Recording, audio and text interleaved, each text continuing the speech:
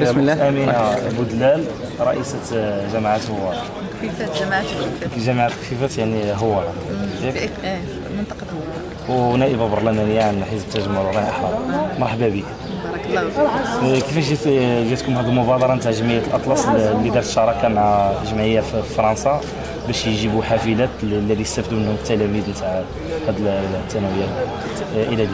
بالنسبة لنا حنا هذه راه مبادرة طيبة، حنا شاركنا فيها وعملنا كلشي مجهود باش نحاولوا نجبدوا جمعية الأطلس لهنا عندنا المنطقة باش تدير العمل ديالها هنا الجمعويات في المنطقة.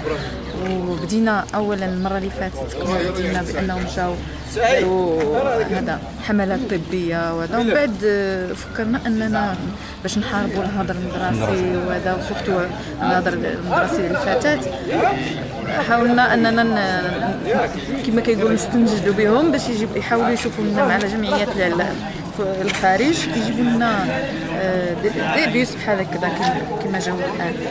بالنسبه لك نتوما ما فكرتيش باعتبارك رئيسة الجامعه انك ديري الشراكه مع جامعات في فرنسا، لان كيكون عندهم مثلا بعض الحافلات اللي كيبغيو بحال اللي داروا بعض المدن الاخرى مثلا تستافدوا بها؟ حنا دابا في طور اننا نديروا واحد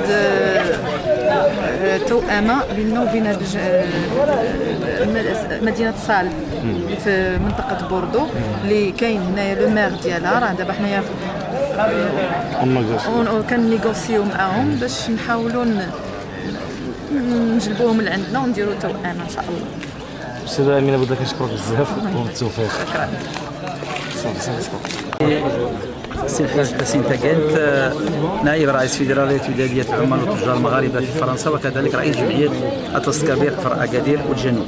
جينا اليوم لهذه المقابلة، هذا المجمع مؤسسة اللي هي جمعتنا بالنسبة للتلاميذ اللي في هذه الريجيون ديال جماعات الكفيفات، وكنا كنتمناو نجيو عام هذا تقريبا. كنا زرناهم وجبنا مكتوب وجبنا لهم مواد أخرى، ولكن اتضح لنا من بعد بلا خصهم واحد الكار باش يمشيو نظرا للظروف الأمنية ديال الليل، وكذلك الظروف ديال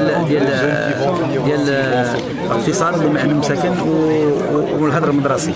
الو قررنا باش نجيبوا لهم طوبيس. اليوم الحمد لله وصلنا ذاك النهار اللي جبنا لهم دابا طوب الكار اللي هو 55 بلاصه، ونتمنى ان شاء الله نجيبوا لهم العام الجاي واحد اخر، حيتاش عندنا واحد لو ستوك ديال 3 الكران في الخارج. وجبنا الجمعيه ديال بينانينيون اللي هي جا الرئيس ديالها، وكذلك واحد القائد ديال واحد المدينه في بوردو اللي اسمها صال، ووقعوا معنا دابا اتفقوا معايا باش نجيبوا كار اخر ان شاء الله العام الجاي، يعني دون زامو ولا تقريبا شهر ولا شهرين يكون الكار ان شاء الله اخر. نتمناو الخير وتكونوا معنا باش تشوفوا تشرفونا بالحضور ديال هذا المجيء ديال الكار الثاني. وان شاء الله ماشي غير هنا، حتى تميسيه نعطوها بالكار، ولاد دحور تا هما كار. والمهم عندنا في المخطط ديال الجمعيه تقريبا شي 10 ذكران في 2013 2014. شكرا، بارك الله فيك.